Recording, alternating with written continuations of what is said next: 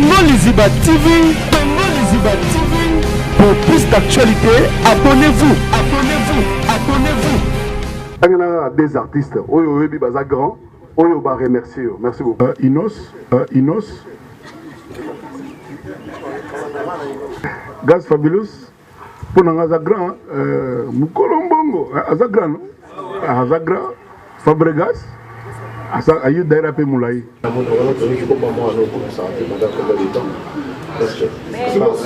vous plaît, si vous avez à féliciter vous côté, au côté de nous, on va féliciter, que nous devons féliciter, mais autour de nous, on va féliciter, pour nous féliciter.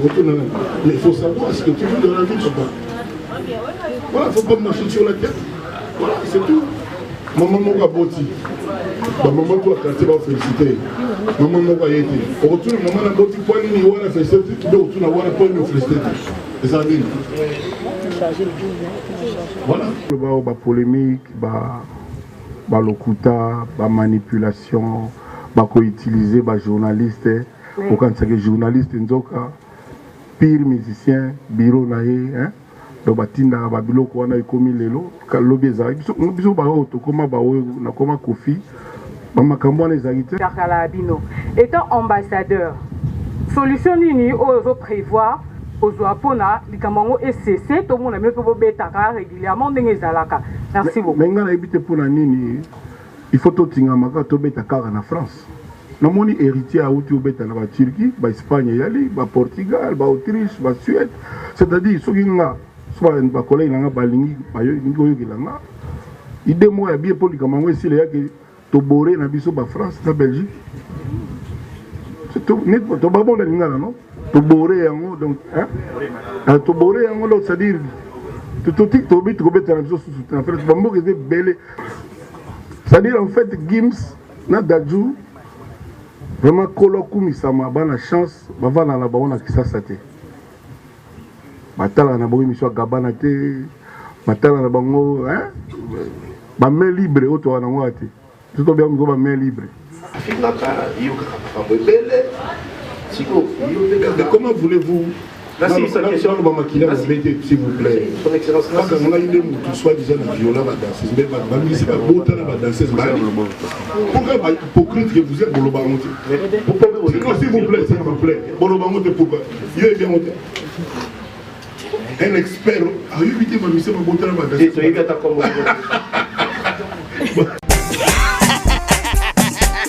FBT SARL, Agence internationale de transfert d'argent et frais de colis.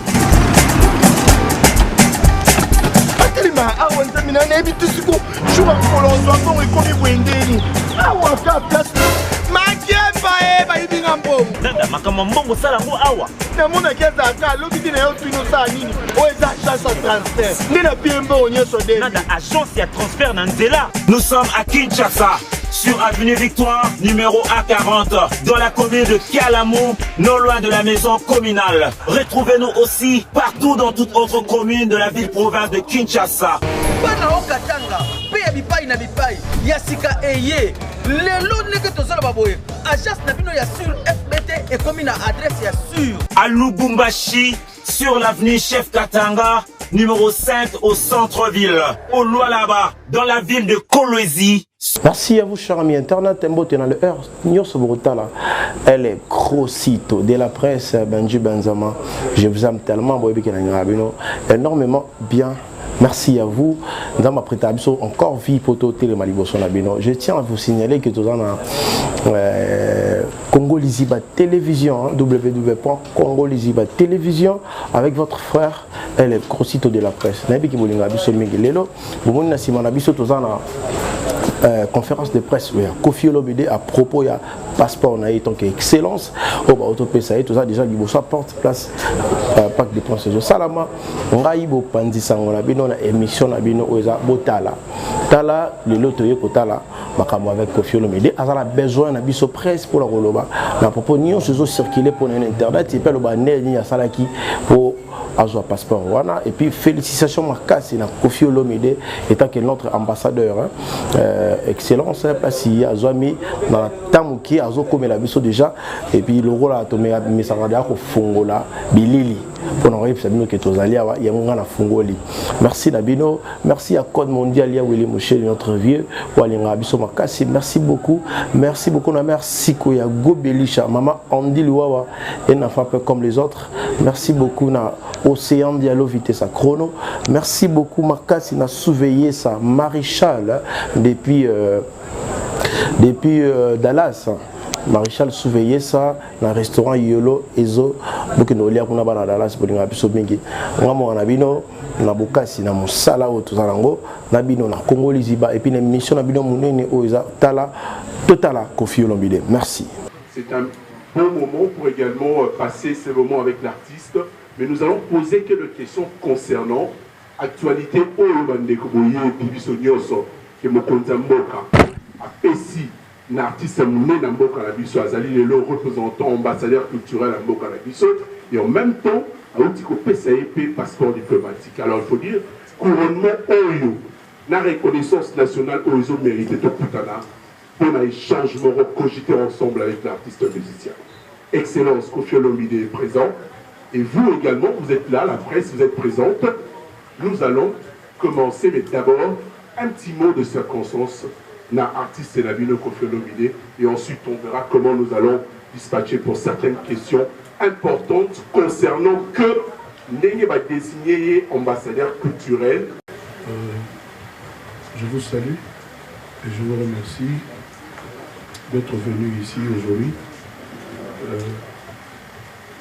J'ai été sollicité après ce qui s'est passé pour des interviews par tous les membres pratiquement de votre profession et le bureau Oval a trouvé la solution de nous réunir ici à cet endroit pour que si vous avez des préoccupations je puisse essayer d'apporter la lumière.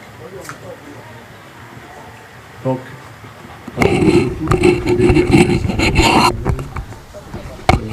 tout ça émission moi là ça émission la batunion sur j'agité et on a bureau Oval bureau na sur quartier latin ils ont qui solution oyo toku tanato solo là merci toku tanato solo là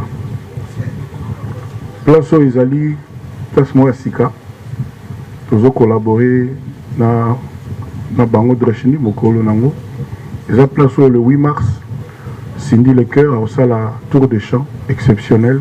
Cindy chante les femmes et aux ala awa de place en Goyango dans le 8 mars. Cindy a aussi appelé ça maman. Donc semaine prochaine tu bandi préparation en bon moment la promotion. Donc on s'appelle appeler ceux qui le voient aux aliawa. On va déjà informer que le 8 mars Cindy Le Cœur chante les femmes. La place où comme on a malam, on reçoit malam. En un mot, dengue l'excellent Tony Kokolobi. Sur ma question, il y a Mindondo, il y a Pitopa, l'été Zali. Nazana pour répondre Nabino. Pour tout cas, bon, na Kimia, bon, à peu près, bagou Nabino de Bolingara. Mais na commis na moi devoir mon boy. Il y a éviter ma gamboana. Déjà, la bande déjà pour éviter, mais si on a évité encore plus. Donc, Bino Boyebi. Façon diplomatique au beaucoup poser ma question à Bino parce que diplomatie n'est pas la mode hein? Passeport diplomatique question diplomatique donc vraiment nous avons pour Nabino donc je peux pas aussi vous museler na groupe que Sabino te bolo baté vous paye maté bon mais bon donc il y a un endroit propre hein? Merci beaucoup je suis là pour vous. Sans plus tarder, au Fongoli, Nini Nabiso a question. Na répété les sous actualité za makasi. Comme Pao, le loi comme ambassadeur culturel à Mboka na biso, ils sont ngomingi pour na biso. Otika la masolo wana kaka ambassadeur culturel et en plus passeport diplomatique. Je voudrais commencer une première question. Je vis une dame d'abord, hein, je vais revenir en toi. Hein. Merci beaucoup. Au petit combo, il y a organe nayo, na combo nayo, opposé question nayo. Bonjour, Son Excellence. Bonjour, maman. Oui, ton CPL des Grands Mopao, je me présente d'abord. Nana Sangara, ma chaîne Eloson TV et puis Vigé Officiel Télévision. Ma question est par rapport au monde à passeport diplomatique de Ngobito dans la question de la diplomatie. Donc, on a quoi on a bandé connu sur la mélomane. Il y a bonne musique. Les lots moni Koffi Olomide Mopao, les lots azui passeport. Au commettre nini et pas ya ba yi diaspora bana Congo et puis na bato banga la bonne musique bazela nini et pas ya Koffi Olomide et tant que ambassadeur ou défendre ce rumba congolaise. Merci beaucoup. Merci maman. Nazi va félicitations et outil Afrique mobimba. Ba mboka nyuso na Angola, ba Sénégal, ba Cameroun, ba Kenya, ba mboka nyuso na libanda ya Congo bato bana sengo makasi. Phrase Moko Ezo Zonga, Ozalaka déjà grand ambassadeur Yamboka Nayo, le nom des commis officiels. Pour Nani Balobi Nanga Boé, parce que Bamona, depuis la banda carrière Nanga, Bazaka na souci à Okende Paya Bapaya, ambassadeur et Nikoloba, Moutoya est représentant Mboka Naye à l'étranger. Et pas Bapaya, c'est-à-dire, ça n'a rien à voir na Makamona Biso Yabiso Moko. Donc, surtout il y a même des mamans. Ah, pour la biso, il fallait passer un monument à Mouké pour la yo. Nous avons vécu un monument, à Mouké, moi, il y a un téléphone. Donc, c'est des messages vraiment touchants. Dans le salon, bien, si on le comme officiel et que Mboga Nangaï reconnaître officiellement, nazeyebi que naza na devoir moko ya kozala siko ndenge moko boye makambo na yekola na classe moment ngo yango yo nasalela ngo penza donc na ozalaka ngai mais na komeka kosala ngo penza o bazobenga déjà batu bakomelinga et puis eza droit nanga excellence donc na kosalela ngo avec excellence na komeka en tout cas na sala tué lelo na profiter na ndenge bozawa. Pour la scène, on a Congolais, on a payé merci. Parce que ce chef de l'État a talé la kinga, n'a pas bureau, n'a pas conseil, c'est parce que Namboga Nanga, Banamboga Ba Nani wana Kofi, Nini wana Sala. N'a au sein, on a battu Batin de Langaï, na Instagram, Nanga Koffi Olomide officiel. Ba idée, au Bango Bazanango, Nenge Bango Bazako Mona, rôle ya Koffi et Salama. Naza osenga pena na batu na Congo mobimba bakomela biso Koffi Olomide officiel ba idée na bango ba préoccupation na bango ndé bango ba monique qui ambassadeur entre guillemets qui ambassadeur de la culture ya Congo ndé bango ba monique na sala pi ba démarche ni no ba monique na weko entreprendre ngazé na za na moi ba idée mais du choc des idées jaillit la lumière. Donc voilà. On a répondu à la question à maman. Comme nous avançons à la date du 8 mars, à Cindy Leker au Beta, comme c'est le mois de la femme également, nous continuons avec les femmes. Hein. Bonsoir, M. Koffi Olomide. Bonsoir, maman. C'est Nadège Kimana, Canal Numérique Télévision et puis chez Bisso TV. Alors, Son Excellence Koffi Olomide, très fier d'être ambassadeur de la culture congolaise. Est-ce que Koffi Olomide a bandaki Kozela ambassadeur de la culture congolaise wana ya liboso topé et il a qui après avoir vu Bandekonayo maître Gims et puis Dadju. Ma deuxième question est ça. Et là répondre à moko pour mogoulé zalati. D'accord. Tous les options précédentes. Bukolo babenga ngai na ba era boy. Na ki mbango na affaire étrangère. On a récupéré le passeport. En fait, il n'y a même pas photo. Parce que le passeport est ordinaire. Il y a un Yozali, donc congolais. Parce que le rappel à Marambona, il document. Je pense qu'il y a plein de gens qui ont ce passeport n'a pas de sili. C'est 5 ans sous donc, c'est tout. Il y a un bureau, il y a secrétaire général, il y a affaires étrangères. Moutou Bomona, la vidéo. yemta yambainga baza ozilanga pena embouteillage comme ça inga presque à 19h na côté bazaleka kozela abana boyokaki ndenge balobaki nde moto oyo bafilmaki bafilme pena en direct ya teke tomonte to nini abiki sur ordre ya haute hiérarchie ya mboka ya mokonzi ya mboka il fallait bapesa ngai passeport wana et bakamwaki que depuis bapesaki bango ordre bango bazala kozilanga croyant que bayebisaki nga mais n'a quitté, donc ça faisait déjà à peu près 2-3 semaines. Sincèrement, n'a pas quitté. À peu près, je crois, une semaine avant le jour où on a le lobby, le loti, les jours où on a kendagi. Donc, babina même l'air bas nayo, ba collègue nayo, Gims, baiki à Kozoya Bango, ba monagi na ordonnance le chef de l'État, parce qu'ils ont sur ordonnance le chef de l'État. Ba monagi comme on a, ils ont déjà. Donc Nazu Yango, on a vraiment ému. On a vraiment ému. Nazu Yango, on a sepeli quand même. Donc voilà, sepeli quand même, on a sepeli vraiment. Voilà, ma deuxième question, Eza. Quand vous M. Kofi a rappelé Bisso dans le média que Aza troisième artiste à en avoir. Ah non, je n'ai jamais dit ça. Troisième. Tout le temps, quand vous les canaux à la télévision, vous avez Bisso que vous avez lancé un message, vous avez troisième. Non. Il y a pour recevoir. C'est fini le Kuta quoi. Oui. Donc on a le baki, quand la Mutuli Kambo, Oya Koufi, ou bien Oya Mona Rate, Ayoka Rate.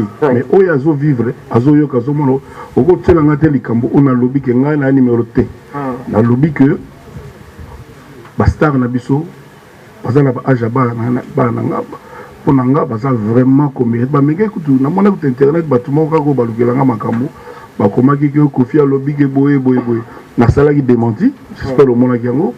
Lobby kata mukolomo côté na tigala koloba makambo ba pretenga donc quand on est na lobby ba kufela ba kosela likamoto yo akufi matoyi akufi misupe ou akufi. Donc dans tigala koloba ngata mukolomo na tia numéro te.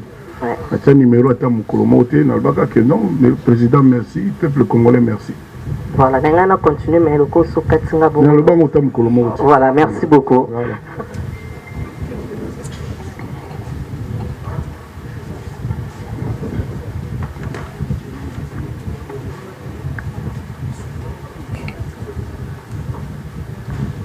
Bonsoir tout le monde, je suis Victoria Labumbaski, journaliste à la PS Télévision.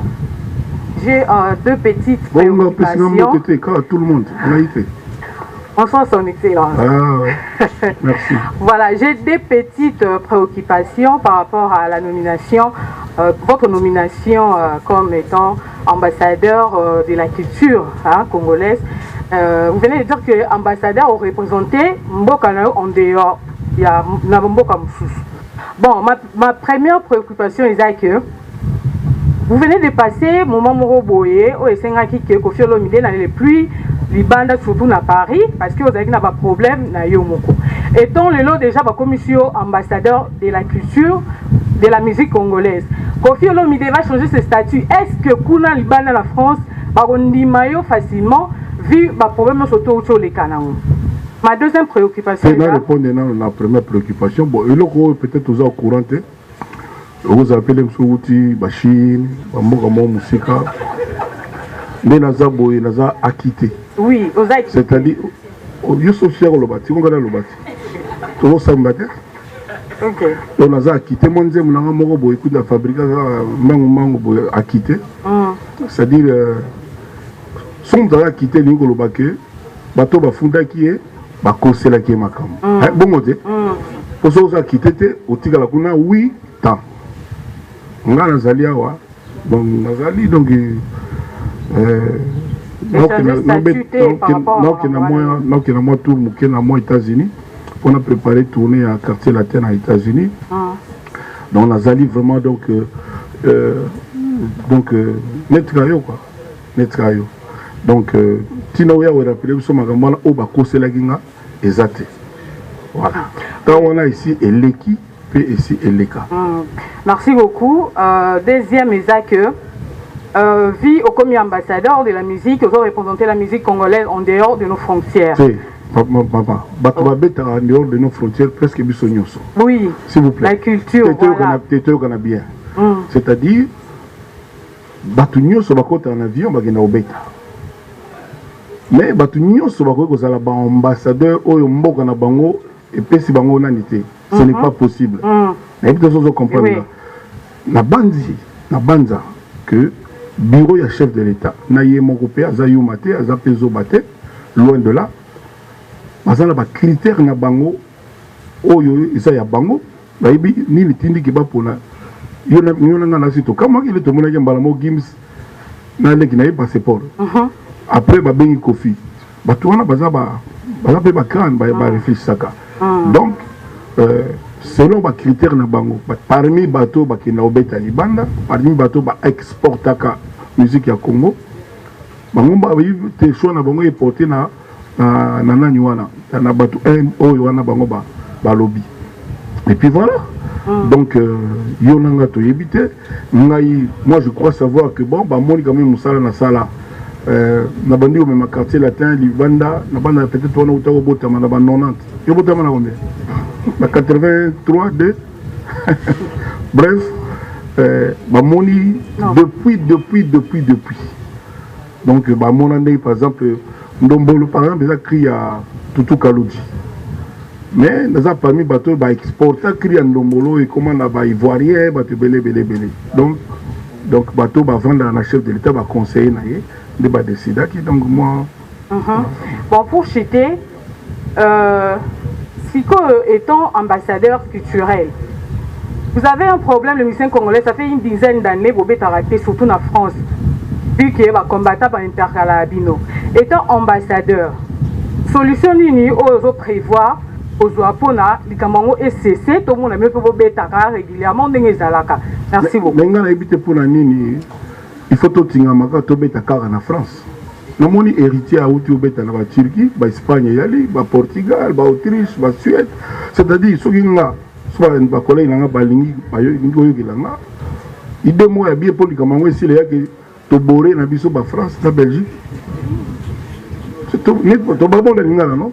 Toboré yango donc hein toboré yango donc c'est-à-dire tout bit ko beta na biso sous en fait bambo que c'est belé c'est-à-dire tant pour ta France ça linga beta biso aluki sal mo tana atana Londres ezaka potoka ka na États-Unis ali ça dit ngai né na boloko makamna arena eleka inde batutu bayebi c'est fini pour nga ba idée na bomanzoto pour na beta na France ata ba 1000 fois au moni donc et là on a arena wana parce que en Afrique tout a beta on a na bateau en Afrique na ngaka na sala Congo à travers nga ils la premier mboka ya Afrique et beta pe kuna moni mais bon il est tombé pendant période de magamebele magamtu comment freiné par ma corona bana boyebi donc pour nga vraiment ce producteur venu en France autour de net il a on a banza en avril na robeta na Suisse seulement mais na Suisse.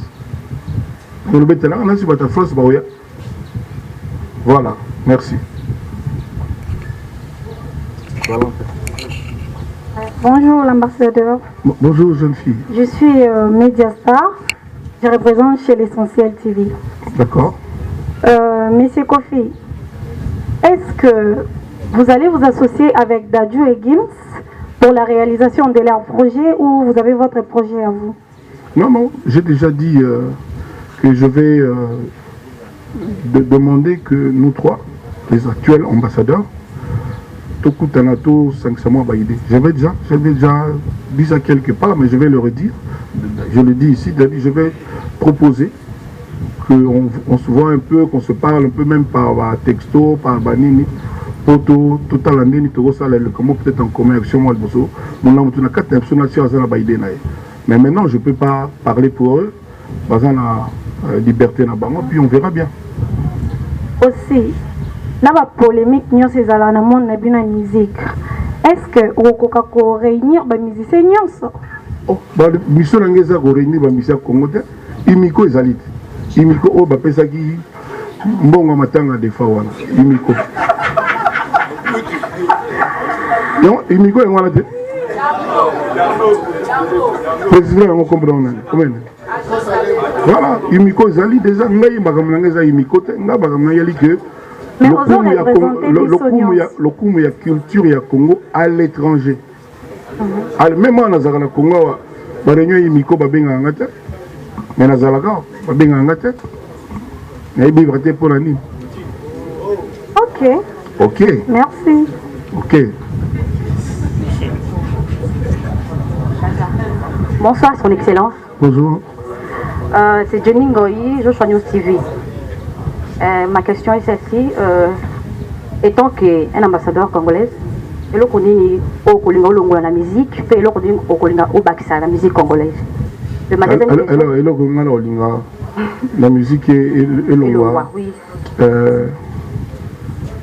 Ba polémique, ba lokuta, ba manipulation, ba ko utiliser ba journaliste, au quand c'est que journaliste nzoka, pire musicien, bureau naé, hein. Donc batinda ba biloko wana ikomi lelo, kalobe za biso ba auto koma ba na koma kofi. Ba makambo wana ezalite, boyi bit. Ba makambo na yeka ke sala nzemba bien, ba tuba apprécier yo, otigala na motema na bango. Lelo ekoma makambo belé. On a longwa et puis on a écouta excellence, c'est-à-dire que la qualité, que l'esprit bien, musique propre, comportement propre, il y a digne, il y a bien. Donc voilà, c'est une question, voilà, c'est ça.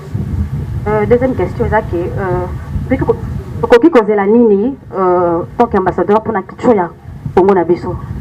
Ah mais il y a bitumba on a sûreté na gagné na bunda kangote d'autant on a bandé tumba c'est qu'il a sûr qu'il na okenda na mopena donc tina lifo bon mais toloba c'est-à-dire nazara déjà on azala moi muke wana na oninga pena na corset yango lisusu donc na ngalisa yango lisusu quoi donc mingi na koloba yango wana.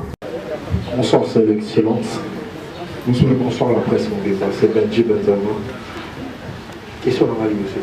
Et puis bizarre, bateau ça des Michel Bamou dans la tête, bizarre. On a un film au bout, il y a bien doré. On dirait national. Ouais, Congo, ici, la télévision. Question dans les envoyés. Oui, excellence. D'abord, félicitations pour le titre en venir aujourd'hui. C'est la Congolais qui a affirmé, vous méritez un mot.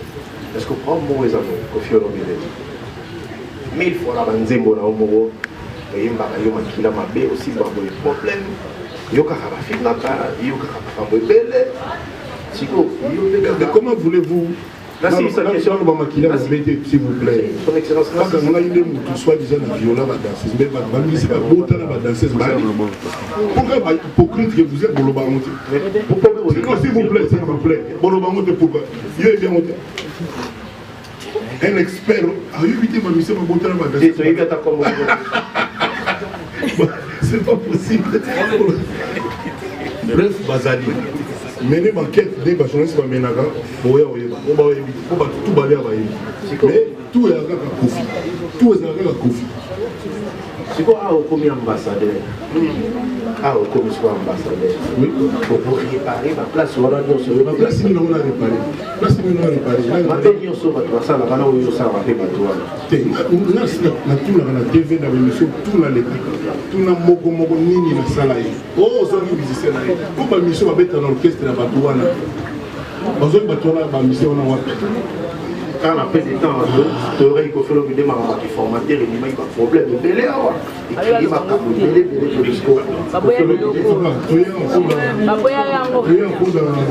s'il vous plaît, tu es pour l'État, c'est du moment, on est pour la deuxième question. Deuxième question. Vous qui avez félicité à propos de s'il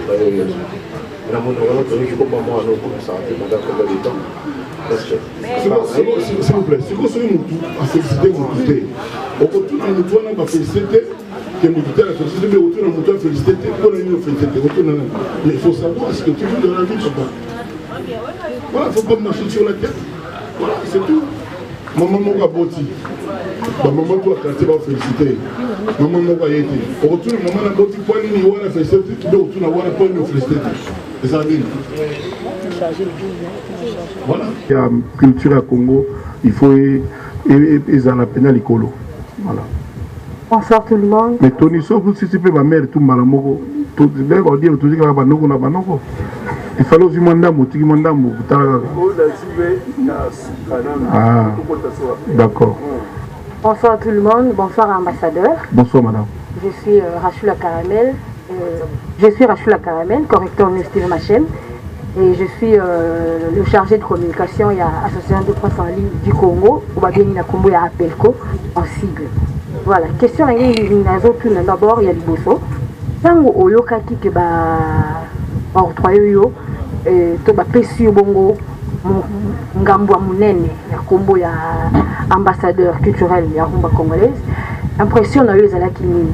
Et puis il n'y a pas très longtemps oyokaki to monaki okomi bongo moi politique, c'est-à-dire okomaki moko ya ba membre ya FDC, il y a le sénateur madame, tout si ça nous a pour le monde ça que Guinée bien répondre tout ça nous a pas tout na oyo côté puis en fait question liée dans le sens tes alliés tes rapport mon na rapport aux pressé non l'amberi mobile na voilà tu vas me nzombo le soir à 23h au Dakar soki ezali ke batuna nga conseil nani tokoti ambassadeur culturel ya Congo eza te mpo nga naza kofi me na nga natanga quadra ndenge mabe te sincèrement so batuna nga compte na longwe kozala ngai na nga natanga kombo ya Kofi Olomide lelo bato nyonso tuti sikoyo na sisi korépondre bato te bamessage eleki ebele bato baza na esengo partout lelo na sololo na Zakari bababaswe abina ngai mon vieux partout dans les messages bato baza libanda Congo bato tout ba muta discuter zate donc nga pe sa conseil na sa idée bazwa Kofi mais na habité ndé ba salaki ba moni effectivement que ba critère ngo isa na za nango bazunga donc quelque part na kamwa ki pena mingité mais merci j'étais ému na remercier le chef de l'État encore une fois. Je remercie le peuple congolais, je remercie Mboka Nanga, Boyende Zalaka. Banakala, artiste ya Congo, tu as un avantage, tu as une obligation, même l'aéroport. Moi, salon, il y a la bango, le loyo bon. Moi, ambassadeur qui dit la Congo, pas Congo, il y a peu vers à côté. Ndenge wana Zalaka. Continue ma question là. Voilà, question mi balé ngelo bapoe. Vous avez moi politique, c'est-à-dire vous avez membre de la FDCA, il y a le sénateur Batu Kwebo. Dernièrement, il faut le faire parce que tous les autres des profits. Les caméras balient. Oui, il faut tellement parce que de face quoi. Il n'y a pas très longtemps, tu as que le bail qui est non bilan à mon Konzambo Gezali négatif. Au bail qui bilan à mon Konzambo Gezali négatif. C'est la Ramotu de Kambo. Oyo le mato et Koufi, mais ce Koufi père Koufa. Oyo za utala bako c'est la réalité. Il faut restituer les choses exactement. Bino Bali, bapandi sango. Bino Bali bapandi rumeur, commérage, bani ningite. Batuna ingai est-ce que on a yo bilan il y a mokonzi na biso zo monango satisfaisant. Na lobi même yé moko za satisfait. Ngape na zala lu satisfait. Ça ne veut pas dire que ils sont négatifs, non. C'est le bani. Moi, sinon, le lac soso, et Vandi Penza, au CPL. Le belambelo, moi, le Msusu, le moins bien. Mais ça, c'est que ça m'a bé, c'est négatif, mais ça moins bien. C'est-à-dire que, pour l'angaï, il y a encore beaucoup à faire, il en est conscient. La preuve, il y a ceux qui ont dit que Lobaki, Talanenga Sali. Combien d'ambassadeurs c'est que bilan est commis? Non, ça ne veut pas dire ça. Ça veut dire qu'il y a un zobate, donc il dit à comprendre ce que je veux dire que même Yé Moko Azana nous satisfait. Donc en tant que Congolais, Congo sincèrement, nous flatté parce que si on a le bien que non, ils sont satisfaisants. À croiser Naïma Boko. Non, le coup de 5 ans, mais ils sont déjà satisfaisants. Vous voyez ce que je veux dire? Donc ça veut dire que nous sommes la maman, comme vous êtes belé. Donc voilà, c'est pas parce que dans le lobby bon il y a au monde qui est la ligne non. Bah tout le monde que tout va bien. Bah on a une ligne parce que bazoko ça est. Pour ça la sous-souté, merci beaucoup madame. Voilà, s'il vous plaît, deux questions s'il vous plaît. Hein? Deux questions Gaga. Deux questions Sali. Hein? Bah tout n'a des questions. Mais bah ça la boye papa. Hein? alinga ba mutu donc faut mutu moko fatunara deux questions. Tu n'es pas avec nous? Tony, oui, parce que sinon tu es une conférence de Goma de profil.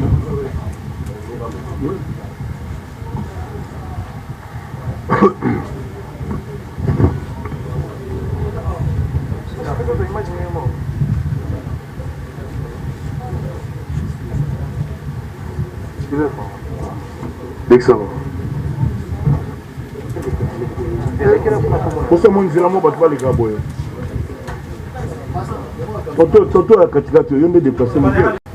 On a connu Kofi dans émission. Il a beaucoup confirmé sa nationalité Azoa français.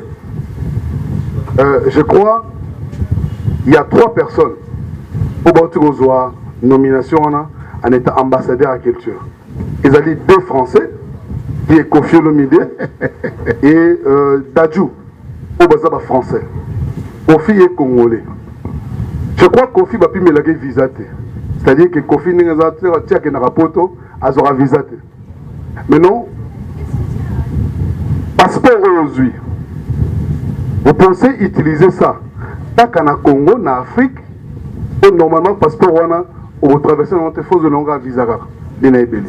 Alors vous pensez que les experts Kofi Sali, ils ont nécessité de passeport, deux alliés honneur au PCA par rapport à passeport. Deuxième question. Question de Bosso, précisément, précisément la question de Moukouse. Résumé la question de Moukouse.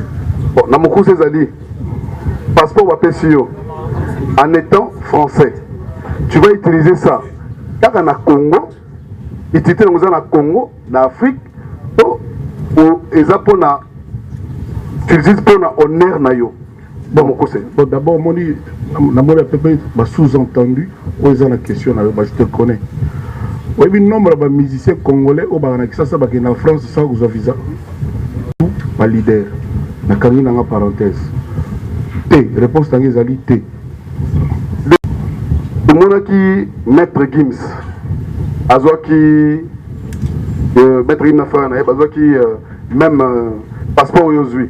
Mais tout le monde à 1h, 2h, 3h, va poster un artiste belé. On a reçu des combotés.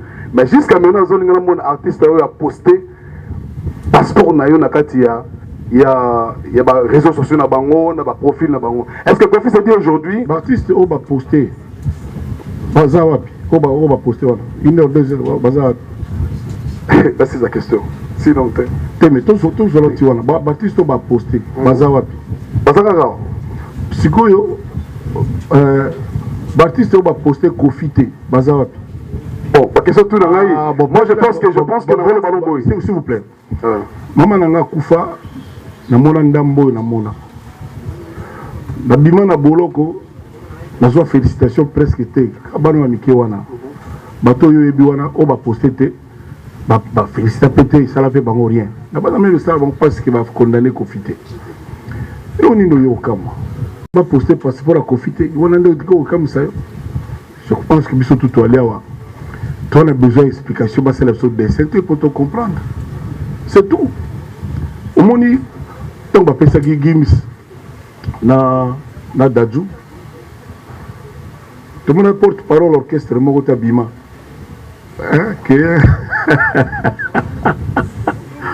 Excusez-moi, pardon. C'est-à-dire en fait, Gims na Dadju. Vraiment, Kolokoumi, ça m'a donné la chance, je vais aller à la Kisasa. Je vais aller à la mission Gabana, je vais aller à la main libre, je vais aller à la main libre. Je vais aller à la awa. Atabino mo, na sande. Mais si on telle peut bien bateau, on a peine en France. Ba Gradio, ba Nino, ba Bouba, ba collègue ba Gim, ba on peut poster. Ba Gims kuna mais ba poster ba on po ana menga ndinabo naza benga nino benga tiwa savage benga bata braza baroka ba Abidjan ba tout ba pétion ba benga sauf on ça mais c'est normal ils ont même pas mes condoléances Sauf Adolphe, hein? Adolphe Tata, ça va quoi.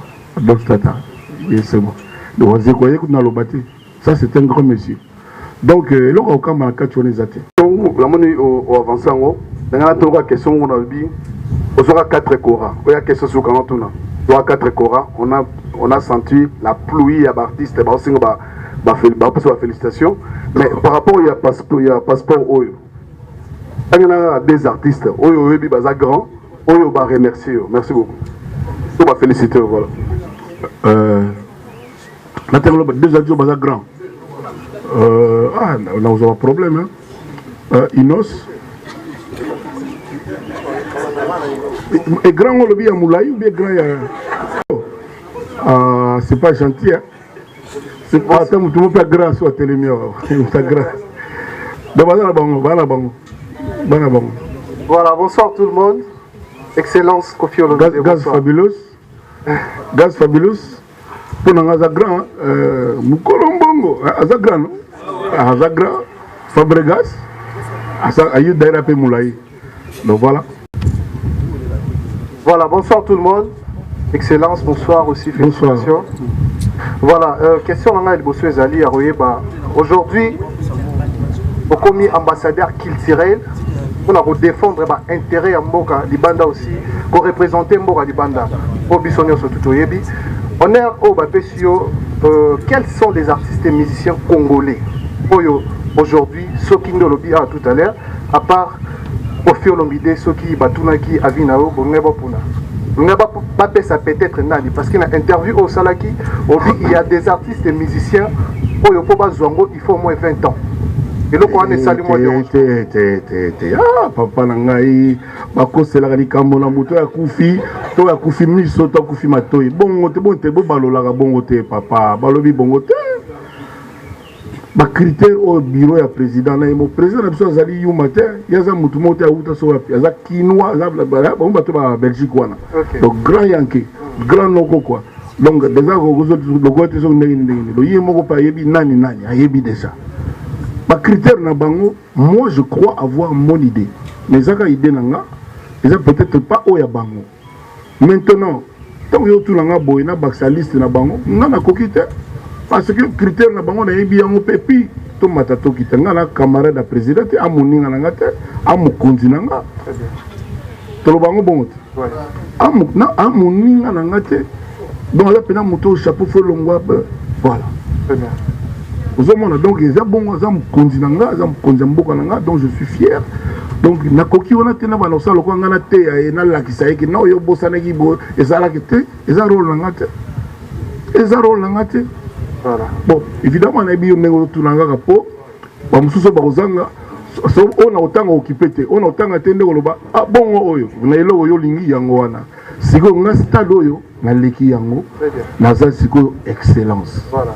Comment ba koye ba so ba baksa so pe ba passeport oyo koma nango ba tutu bazwa bango kaka so pe ba mona ke ezala kana valeur moi ba tuba ezala melo moi mais bango pe kaka voilà. Merci beaucoup. Question à Souké Zali. Lelo aux ambassadeurs. Comment tu belé oye biso ki ça wa. Ba to tembe ba belé. Depuis ba telemela ka quadra. OK. Ça dit ba pesa biso ba médaille. Bozo bat. Président Kabila a pesa biso ba médaille de mérite. Ba vie Lutumba, ba théâtre, ba musicien tout ça.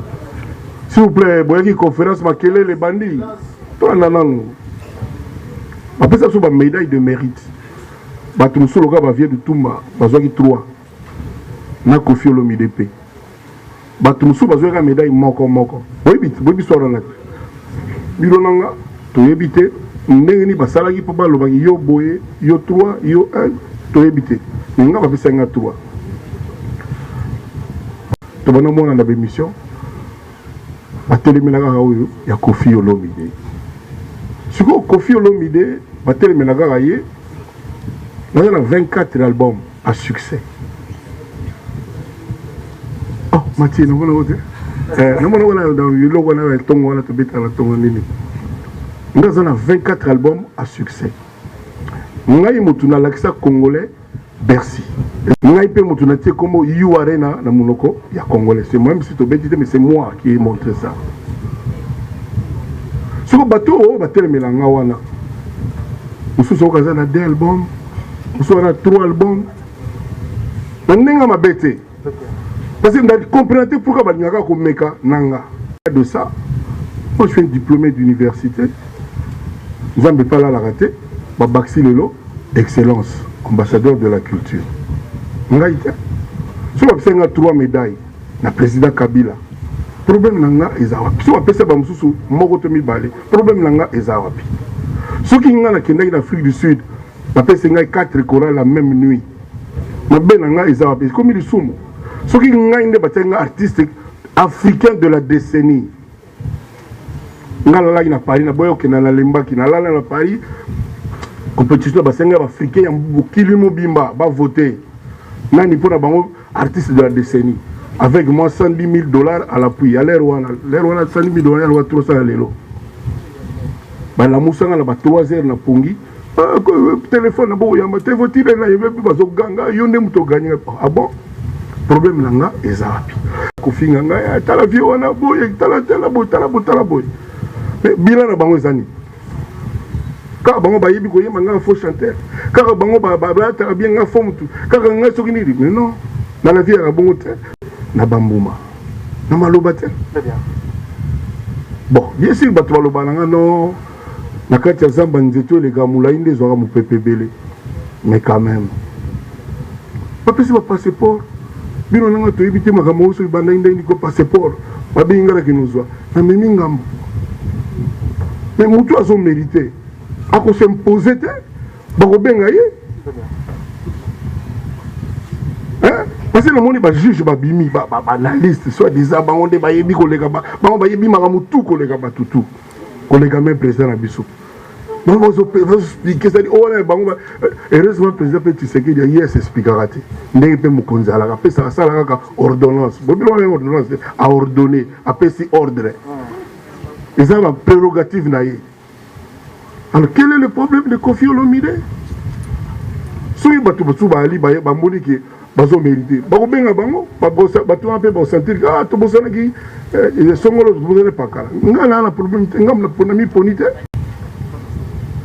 bon, on a dit que depuis que vous terminez la fin. Après la conférence, bref. Bon, c'est quand même pour l'année. Bon, c'est bon, la télé alors. Donc, Batouana, Babano Sangelangai, qui boy, qui bodo, Baibingai, Bakokangate, Bakokakangate, Bakokapengagate. Très bien. Moi, le Rosala Lelo, Kofi Avandaki, 12 ans à Kinda, Kenda Potote. On s'est frotté les mains. On s'est frotté les mains. On s'est fait là. Tire na kekuna Jijouana lobby que non, il faut pas que la Kofi 8 ans. Donc, boy bine champagne et mélama, boy bite. Bah fêter ça la main ba coulisse. Sur le 13 à 14h sur la biso. Ndela tali oh. Depuis 16 ans tout le cas preuve makambo ba lobby na pour la moto depuis 16 ans. Toujours mon table mon côté. Il m'a fait bangiter à outil Congo a foutu ticket à business class à Yeti à Paris, à Yepeti na comment on dit Versailles. À bangiter à ni muto yebi kasali makaba teri ba 8 ans aye. Ba vandi pa vandi na yebite pour nga zonga nga kini. Avai na ngati ba lobi que non. Ba ko sela ge makambo. Vanda na yo, sala na yo musala na yo. Merci, oui, je sais que vous aimez ce qu'on fait. Je sais que Bolinga Obiso to salaka na bokasi na musala to sala la rabino omoni bino moko bilili ningi to meki ko tuna biso no so presse moment to meki ko solo ala ko fiolo mide ba réponse pe ezala ki ya ko fiolo mide ba quelque chose aki ya biso na bokasi na bino o Bolinga ka Congo lizi ba télévision neto yaki a pona ko sala musala. Merci à vous chers amis internet na bokasi na bino et puis na bokasi ya nzamba prêter ki so vito za liboso na bino liboso matala tala pour nous repasser nos informations et tali Kofi Olomide les deux à Kofi Olomide na tala une grande émission lobby to Mbappé moto mususo nzamba prêter biso vie to me développer makasi na biro. Je vous aime tellement ceux qui nzamba prêter biso vie to kutana prochainement. Je vous aime tellement, bisous à vous, bye, à la prochaine. Tongo Liziba TV, Tongo Liziba Simba TV. Pour plus d'actualités, abonnez-vous.